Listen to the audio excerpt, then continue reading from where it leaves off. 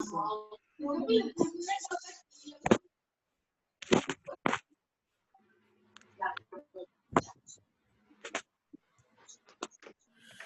pronto, vamos lá, gente. Então, agora falando um pouquinho sobre o modelo atômico de Rutherford, né? Ele chamou esse modelo atômico de sistema solar. Só um minuto. Então, Rutherford, o que foi que ele fez? Ele, através de um experimento dele, ele descobriu uma nova carga elétrica pertencente ao átomo, né? Dessa vez ele descobriu o próton, que é uma carga positiva.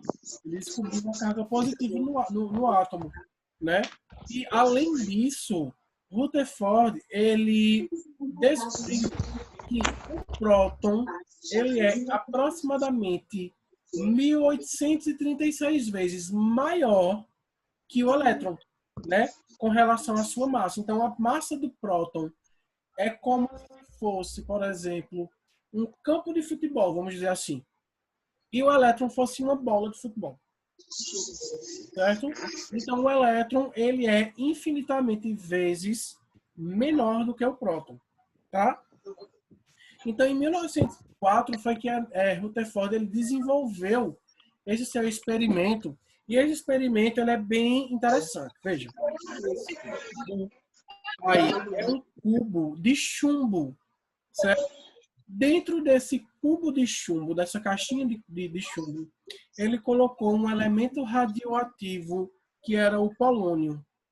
E aí, esse polônio, ele liberava raios, né, radioativos. E esses raios radioativos eram chamados de partículas alfa, que eram partículas positivas. Tá? E aí, o que foi que Rutherford fez? Ele pegou e bombardeou uma fina lâmina de ouro, uma lâmina bem fininha de ouro, tá? Ele bombardeou com essas partículas alfa. E aí, por trás dessa lâmina de ouro, ele colocou uma estrutura, certo? Que iria absorver esse impacto desses raios, dessas partículas alfa, e onde essa partícula alfa encostasse, iria ficar um pontinho brilhante, para ele ver onde foi que essas partículas, até onde elas chegavam, tá? E aí, quando ele bombardeou essa fina lâmina, vocês percebem pela imagem que essas partículas, elas conseguiam, a maior parte das partículas, elas conseguiam atravessar a lâmina de ouro. E outras batiam na lâmina e eram repelidas, né? Eram jogadas para a direção oposta. Então, com isso, o que foi que ele descobriu? Só um minuto.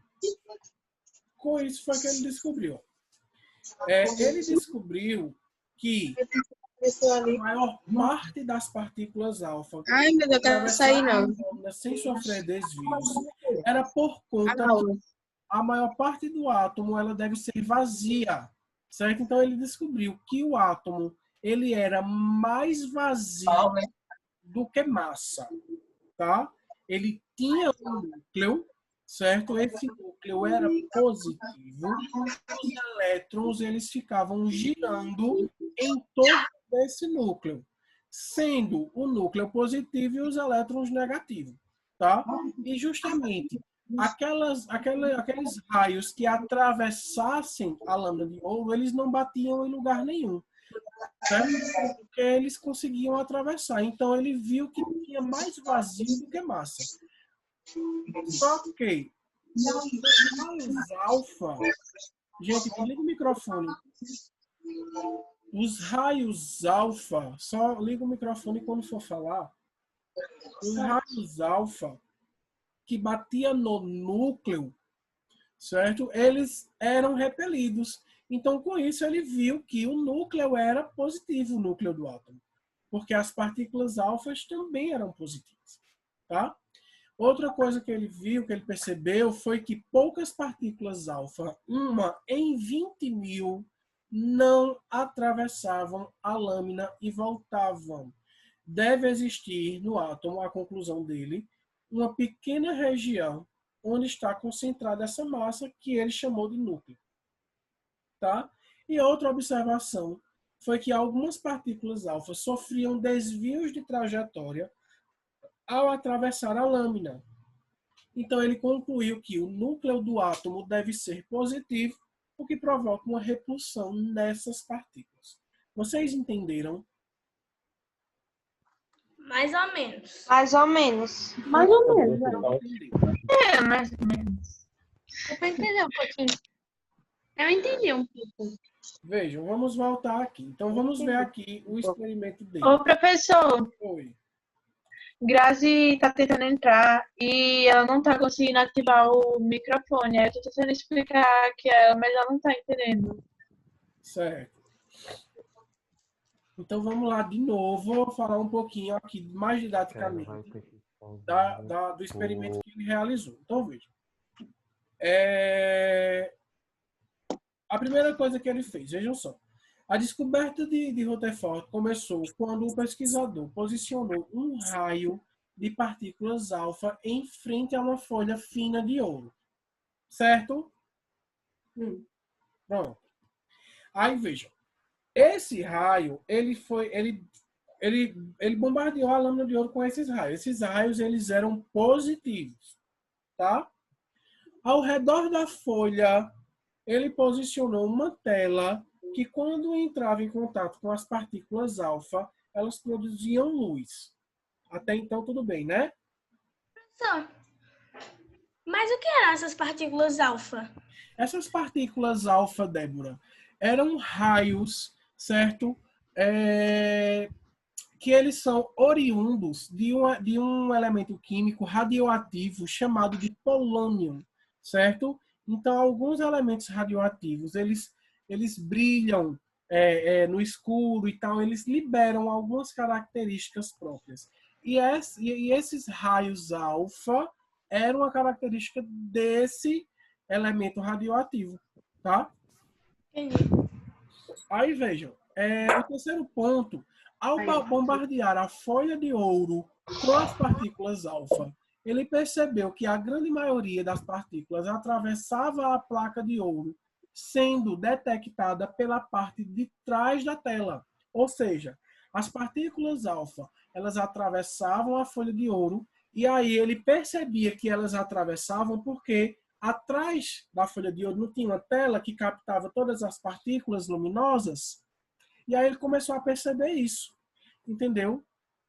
No que ele viu isso acontecendo, ele percebeu também que uma parcela pequena dessas partículas eram desviadas em diferentes direções, dos lados, ou batia e voltava, entendeu? Em determinadas partes dessa lâmina de ouro. Outra porção dos raios, bem menor, era rebatida e voltava na direção oposta que havia sido enviada. Então, tudo isso ele foi percebendo. Ele ia bombardeando. Muitas partículas atravessavam e outras não atravessavam, elas voltavam. Então, com isso, o que acontece?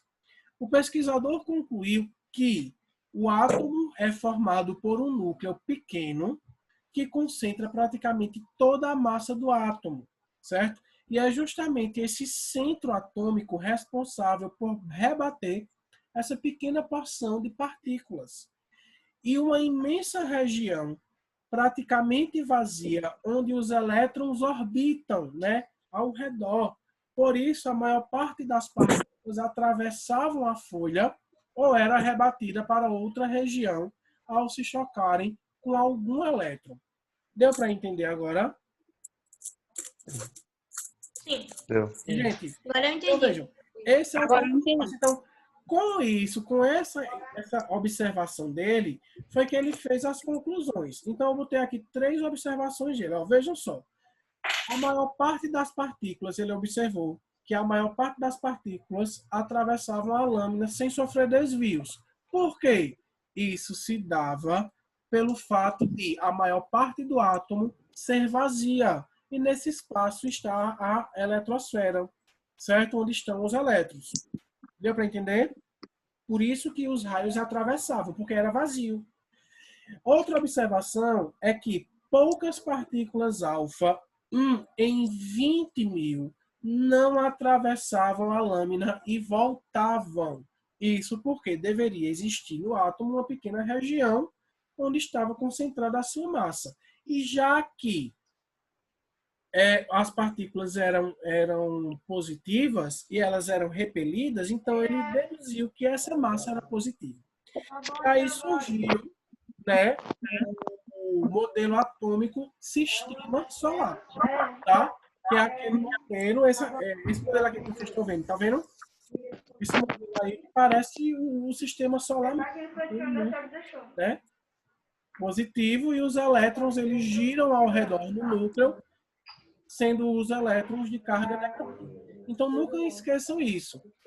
O próton está localizado no núcleo, certo? O átomo ele possui partículas subatômicas, prótons, elétrons e nêutrons, tá? Então, os prótons eles são de carga positiva, certo? E são muito maiores que os elétrons. Os elétrons possuem carga negativa, tá bom? E a massa dele, eles são tão pequenos que chega a ter massa insignificante com relação ao próton. Tudo bem? Não entendi, professor. O senhor pode repetir? O quê? Não entendi. O senhor pode repetir? Certo. Ele diz basicamente que o próton é maior que o elétron, bem maior. O próton é tão grande, tão maior que o elétron ele chega a ter massa desprezível, certo? E falei também que o próton ele está localizado no núcleo do átomo e ele tem carga positiva. E o elétron está localizado ao redor, né, na eletrosfera, em órbita do núcleo, orbitando o núcleo, e ele tem carga negativa. Certo? Ok. Entenderam agora? Sim. Ô, professor, e o nêutron? Como surgiu o nêutron? Eu ia perguntar isso agora. Pois é. Vejam, o nêutron, ele surgiu através de James Chadwick, que ele foi um cientista britânico que descobriu através de experimentos também com materiais radioativos. Tá? Então, vejam, o nêutron ele também vai estar localizado no núcleo e apresenta uma massa muito próxima dos prótons. Tá? Então, o nêutron ele é praticamente do mesmo tamanho do próton. Beleza? A única diferença do nêutron é que ele não possui carga. A carga dele é neutra, ele não tem carga elétrica. Tá? Então, temos o próton com carga positiva, o nêutron sem carga e o elétron com carga negativa. Tá? Agora eu vou falar. Vejam essa imagem aí. Tá vendo que os prótons é esse verdinho mais escuro e o nêutron é esse verdinho mais claro? Sim. Agora eu vou perguntar uma coisa a vocês. Por que o nêutron se localiza no núcleo?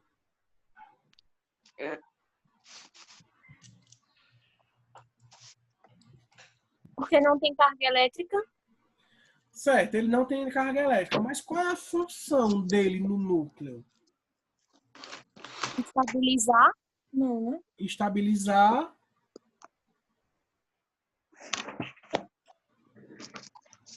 Quem responde? Não faço a mínima ideia. Professor, talvez porque ele tenha que ligar Os dois. as cargas positivas com a negativa. Não, Arthur. Vê só. Eu falei a vocês que o próton ele tem carga positiva, certo? E vocês entendem que cargas iguais, elas se repelem. Lembram disso? Sim. Então, vejam. Então, se eu tenho vários prótons com cargas iguais juntinhos, o que é que vai acontecer? Eles vão se repelir. Então, o nêutron ele existe no núcleo justamente Pra para minimizar. estabilizar estabilizar o núcleo. Entendeu? Tanto é que, se vocês prestarem atenção, o nêutron ele está sempre entre um próton e outro. Tá vendo? Sim. Tranquilo? Sim. Então, Ô, gosta desse professor. assunto? Ô, professor, Oi. mas quem descobriu o átomo em si? O átomo todo foi esse cara mesmo? Ou ele só descobriu o nêutron? Não, vejam só. O átomo, quem descobriu o átomo foi os primeiros filósofos, Demócrito e Leucipo. Foram 2 filósofos que descobriram. Na verdade, eles não descobriram, né? Eles deduziram que a matéria ela era formada por micropartículas. Vejam, não teve experimentos. Eu também não posso dizer que outra pessoa descobriu. Entendeu? Porque eles já haviam deduzido isso e já haviam escrito nos papiros lá naquela época, né? Então, assim, eles deduziram, mas foi uma dedução certa. Entendeu? Então, se perguntar assim, quem descobriu o átomo foi Demócrito e Leucipo. Tá? Entendi. Mas vejam, gente, o átomo naquela época era como pequenas partículas indivisíveis. Só que agora a gente sabe que ele não é indivisível, certo? O átomo ele é divisível, sim, certo? Porque ele tem nêutron, próton e elétron. Entenderam agora? Então vejam, aquela questão da bola de bilhar de Dalton, que ele dizia que o átomo era esférico, maciço e indivisível, essa dedução dele, nesse ponto, ele errou, certo? Mas posteriormente, só um minuto. Saúde! Ó, o Corona! Saúde, Deus seguir! Deixa eu ir pelo vale da sombra da morte. Mas, gente, Eu vou Mas chamar não, o isso Ferinho também do não. Caixão, cara. Olha, continuando. Então vejam. Ai, meu Deus. Eu estava onde? Sim. Então o átomo de Dalton, ele errou nesse ponto, tá? Mas vocês viram que posteriormente outros cientistas foram fazendo novos modelos e deduzindo até ir aprimorando, entendeu? Aquilo que já estava sendo estudado, tá? Pegou. Então, vejam qual é a grande importância da ciência. Uma das grandes importâncias, certo? Gente, na sala. Os cientistas, eles desenvolvem o estudo, certo? Só que outros cientistas, eles podem fazer o mesmo estudo com outra ideia, com outra visão, e a partir daí aprimorar aquilo que já foi estudado. Deu para entender? Saindo um pouquinho da disciplina. Por que não temos uma vacina para o coronavírus ainda? Qualquer notícia, gente, de vacina que vai ser desenvolvida e vai chegar tal dia, não sei o quê, desconsiderem, tá? Pode acontecer, pode, entendeu? Se os resultados forem positivos, né? Agora, para desenvolver uma vacina, por exemplo, o que é que acontece? Precisa-se de um tempo para se pesquisar, se estudar e se testar. Pode ter inúmeros tipos de vacinas já prontas, mas quem vai garantir a eficácia desse produto é o tempo, certo? Porque esse produto ele precisa ser testado, certo? E precisa se levar um período de tempo para essas pessoas que foram testadas serem novamente expostas ao vírus para ver se ela pega o vírus ou não. E aí é onde vai ter a eficácia da vacina. Então, tudo isso leva um tempo. Vejam, uma vacina, gente, ela pode durar entre 5 a 10 anos para ser desenvolvida, certo? Para a questão do coronavírus agora, o pessoal está trabalhando de noite sem parar. Certo? E aí Daqui a pouco tá desmaiando. para desenvolver a vacina, em 1 ano e meio. Entendeu? Então, qualquer notícia que surgir que a vacina vai chegar em junho, a cura está próxima, isso é balela, certo? Professor, Ou talvez falta de interpretação. Diga. então quer dizer que se for vir uma vacina, vai demorar para muitos anos ainda? Não, eu não vou dizer a você que vai demorar 10 anos, vamos dizer assim. Entendeu? Mas... Pode demorar cerca de quê? 2 anos? Ou Samuel, até mesmo 3 anos. um ano e meio, 2 anos, certo? Do jeito que as pessoas estão desesperadas, é óbvio que não vai demorar tanto. Sim, sim. Agora, assim, eu tô lendo muito sobre e eu vi alguns estudos que estavam utilizando o plasma de pessoas curadas. Só que tem um porém. Utilizar esses anticorpos, pronto, eu posso fazer um soro, certo? Utilizando os anticorpos já de pessoas já curadas, para poder dar a uma pessoa doente e ela melhorar bem mais rápido. Beleza, eu posso fazer isso. O problema é que se a gente normalmente não tem pessoas doando sangue, imagine agora. Entenderam? Eles devem estar dizendo, oxe, meu filho, sangue é meu, vamos te lascar. Mas veja, foi o que meu irmão disse também. Pode salvar várias vidas, né? A gente sabe disso. Professor, Oh. mas se houver, vamos supor, um controle de pessoas na rua e pessoas se isolando, pode ser que há algum tempo esse vírus diminua? Veja só, Débora, é o seguinte. A questão do pessoas na rua e pessoas se isolando é o seguinte. Quanto menos pessoas nas ruas, menos pessoas infectadas. Menos aglomerações. Quanto menos pessoas na rua, aglomeração, menos pessoas infectadas. Isso é fato.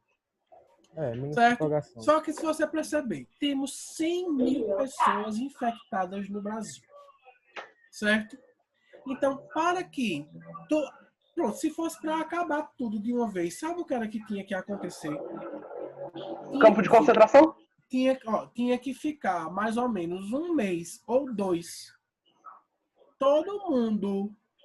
Sem sair de casa. Sem sair de casa. Nem abrir mercado, nem abrir nada. Porque aí não ia ter aglomeração de nada.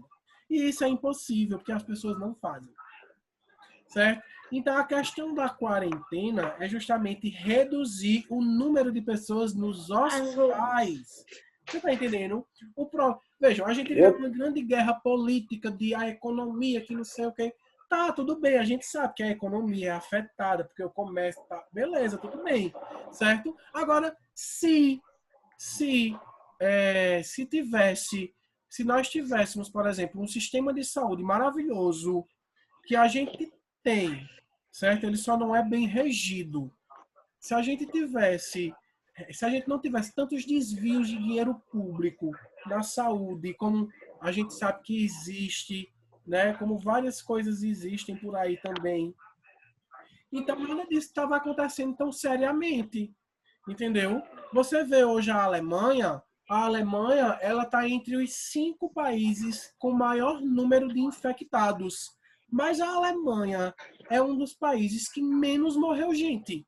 Por que isso acontece? Eles têm um controle de Todos saúde. os Ele tem um hospitais. controle de saúde excelente. Entendeu? Então é justamente isso, gente. Então eu espero. Então por isso que às vezes eu digo que o coronavírus ele chegou realmente para abrir a cabeça de muita gente. Entendeu?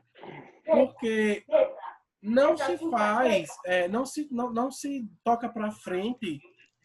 Não adianta uma economia sem pessoas, né? Pessoas mortas. Entendeu?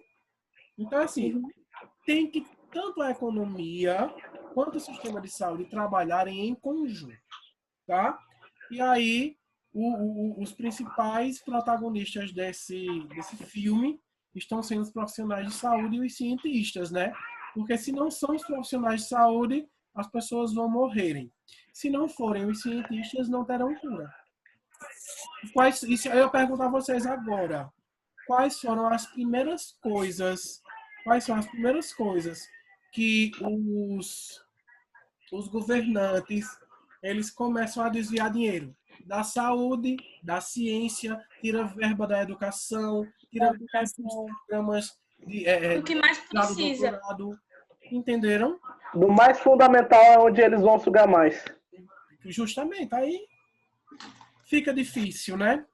E Mas depois vão reclamar. E com a presidência que nós estamos, melhorar? é, Vou ficar mas aí é esperando sentado. um problema à parte, Samuel. A gente não pode nem falar sobre. Então Infelizmente. vamos voltar aqui. Vocês entenderam essa questão da ciência, né? Então, lembra quando a gente estudou na primeira unidade o método científico? Pronto, é justamente isso. Então, esses cientistas, eles estudando o método científico, eles desenvolveram esses modelos atômicos. Entretanto, o método científico, ele é estudado até hoje e ele é utilizado até hoje. É por isso que eu passei para vocês aquele artigo científico. Deu para entender? Samuel? Entendi. Pronto, então, voltando, vamos lá. Entenderam aqui a questão do próton, do elétron e do nêutron, não foi? Pessoal, E é- vou realizar um momentinho. Olha, na próxima aula, eu quero todo mundo aparecendo, viu? Porque tem que participar e tem que ser visualizado. Como é que eu sei que você está assistindo a aula? Tem gente que pode estar dormindo. Eu tô escutando Aí aqui. você vai colocar a falta. E, Mirelle, você vai ficar responsável de fazer a chamada, viu? Eu tô escutando aqui, é porque eu tô com dor de cabeça. Eu já tomei até remédio. Tá certo. E ali, desculpa aí a demora de ter colocado, que eu saí do colégio, aí a internet caiu. Não, tranquilo. Como eu tenho o grupo deles, aí eu já enviei para eles, entendeu? Certo. Então, gente, Já voltando. almoçar, tchau. Tchau, Jaque. Então, gente, voltando. Aí, vejam. Então, os três modelos atômicos principais é o de Dalton, né, que é o bola de bilhar, esférico, maciço e indivisível. O de Thomson, que é Thomson, tá? Que é o pudim de passas. O modelo de massa fluida com os elétrons dispersos por essa massa. E o modelo planetário de Rutherford, onde o átomo ele tem um núcleo positivo e os elétrons eles giram em torno da eletrosfera. Existem outros modelos, professor? Existem vários outros modelos, só que esses são os mais famosos e existe um modelo mais aprimorado que esse modelo de Rutherford que a gente vai estudar na próxima segunda, tá? Olha, falta 10 minutos para acabar, meu Deus. Então, vejam, vamos ver agora as características dos átomos. Deixa eu ver a hora aqui, só um minuto. As características dos átomos. Então, vejam. Os átomos, eles possuem número atômico, todo átomo, tá? Ele possui número atômico. O número atômico, ele é o número que indica a quantidade de prótons existente no núcleo do átomo. Certo? Então, vejam. Número atômico, ele é representado pela letra Z.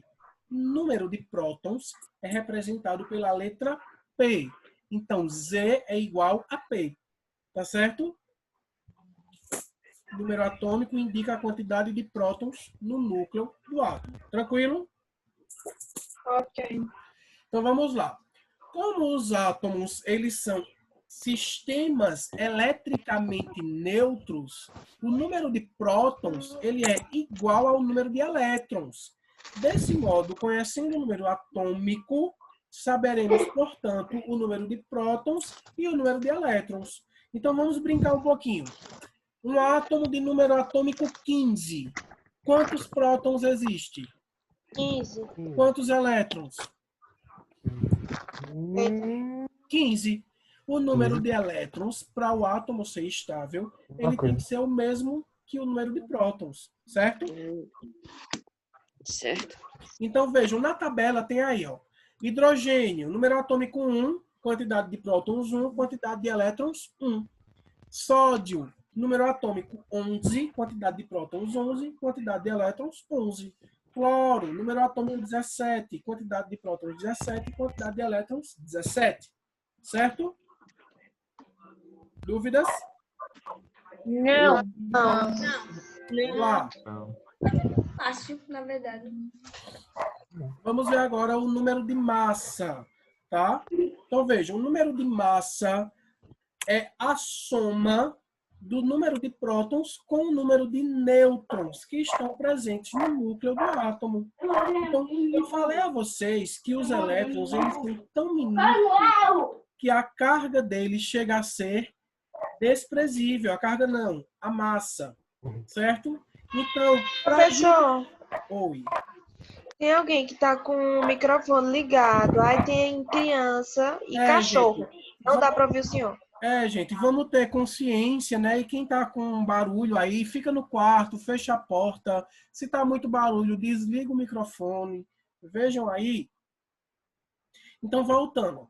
Para calcular o número de massa, é muito simples. Eu vou pegar o número de prótons mais o número de nêutrons e vou ter a massa. Exemplo, se eu tenho um átomo que tem 20 prótons e 20 nêutrons, qual vai ser o número de massa? 40. 40. Muito simples, né? E aí você pode usar essa formulazinha para fazer, onde A é o número de massa, P é o número de prótons e N é o número de nêutrons, tá bom?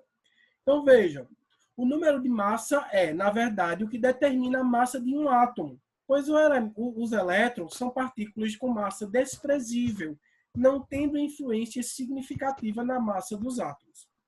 Certo? E aí, na tabela tem uma representação para vocês. Então, vejam. O ferro, por exemplo, ele tem número atômico 26. Se ele tem número atômico 26, ele tem 26 prótons, 26 elétrons. Certo? Ele tem 30 nêutrons. Então, se ele tem 26 prótons e 30 nêutrons, 26 prótons e 30 nêutrons, quanto ele vai ter de massa? 56. Certo? Certo. Certo, né? Certo. Então, vamos ver esse exemplo aqui antes que acabe a reunião, que já vai acabar. A representação abaixo indica que o número do elemento químico ferro apresenta a seguinte composição nuclear. De acordo com as informações, indique a quantidade de nêutrons do átomo de ferro. Então, vejam, gente, eu coloquei aí um lembrete para vocês não esquecerem. Todo número que vier com um número acima, aí na parte de cima do átomo, ele vai ser o número de massa. Então, por exemplo, o ferro, o número de massa está vindo aí acima, 56, tá vendo? O número que vem no meio é a quantidade de nêutrons e o número que vem embaixo é o número de prótons, tá? Entenderam, não foi? Nunca esqueçam isso. Em cima, massa, embaixo, prótons, no meio, nêutrons. E aí, como é que a gente faz o cálculo? A fórmula é massa igual a prótons mais nêutrons. Então, é só substituir. Eu tenho 56 como massa, igual prótons, que é 26, mais o número de nêutrons, que eu não tenho. Virou uma simples equação do primeiro grau. Depois só é inverter os termos, gente. Tá? Passa o N para o outro lado da igualdade e o 56 passa para lá também. Não precisa fazer jogo de sinais nesse caso, tá? E você só vai diminuir a quantidade aí, que é 56 menos 26, obtendo o resultado de 30 nêutrons para o átomo de ferro. Alguma dúvida? Não. Fácil, né? Tranquilo, né? Tranquilo demais. Então, ó, botei aí, não esqueça, tá vendo? Nunca esqueça essas informações. Vocês têm que lembrar disso sempre, tá? Eu vou cancelar aqui para iniciar o final da aula. Fica de olho no grupo. Posta aí, Mirelle, o ID lá no grupo dos pais. Professor, eu tenho uma pergunta. Posso Fale, responder? Professor, não Essas coisas vão estar no e-mail? Vão. Os slides? Que e-mail não. Essas, Ok. ó, tudo vai para o Google Sala. Slide, tudo. Certo? Certo. Ok. Vou encerrar. Até... Tchau. Tchau.